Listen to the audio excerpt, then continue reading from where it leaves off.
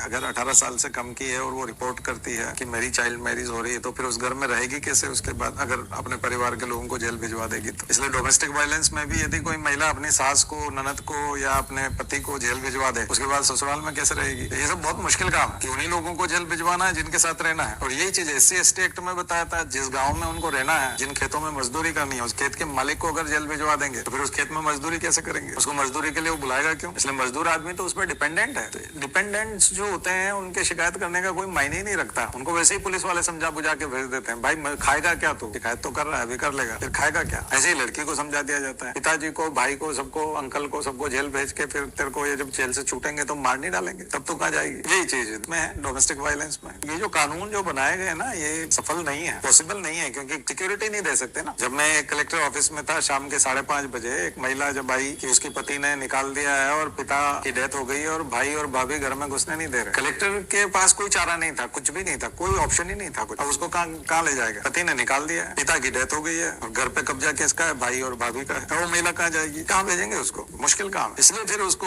Compromise करना पड़ता है। या तो पिता की संपत्ति में हिस्सा मांगेगी तो फिर भाई भाभी घुसने नहीं देंगे, बोले अब तुमने हिस्सा ले लिया, अब जाओ तुम। पति के यहाँ अगर झगड़ा करेंगे, उसको सबक सिखाएंगे तो फिर वो घुसने नहीं देंगे कि अच्छा तुम हमको जेल भेज रही हो। कानून कॉन्ट्राडिक्टरी है, एक साथ नहीं चल रहा। आप जो फील्ड में जाओगे तो आपका दिमाग काम नहीं करेगा कि आप करें क्या। आप उस कुर्सी पे बैठे रहोगे, आपको डिसाइड, ये जो है ना, ये आपकी दुविधा रहेगी, ये डायलेमा है। और SDM के दफ्तर में तो हर तीसरे चौथे दिन ऐसे केस आते हैं, हर तीसरे दिन। हमने कहा ना, वो जो बच्ची को छुड़वा दिया और बच्ची को उसके माता पिता लेने को तैयार नहीं हो, पति को जेल भिजवा दिया, तो जिससे उसने शादी की अगर उसको जेल भिजवा दिया, और लड़की को अब घर वाले रखने को तैयार नहीं कि हम तो बदनाम हो गए, अब क्यों रखें, अब इसने अपनी मर्जी की कर ली, अब ये जाए काम से कहीं पे भी जाए। अब प्रशासन क्या करेगा? अब SDM उस बच्चे को कहाँ रखेगा? है ना दुविधा। तो हमारी जो सोसाइटी है वो थोड़ा सा बड़ा अलग प्रकार की सोसाइटी, ना हम अमेरिका की तरह डेवलप हो पाए, ना खुले दिमाग वाले हो पाए। इसलिए मैंने कहा ना कि आपको कल्चरल लेग, ऑकबर्न निमकॉफ, सोशियोलॉजी में सिद्धांत है ऑकबर्न और निमकॉफ का, क्या है? Cultural leg. भौतिक संस्कृति में आगे बढ़ गए, कपड़े न्यूयॉर्क जैसे पहन लिए हैं, इंग्लिश मीडियम पढ़ लिए हैं, इंग्लिश गाने सुन लेते हैं, हॉलीवुड मूवी देख लेते हैं, लेकिन कल्चर हमारा वही है। और अगर कल्चर वही है तो फिर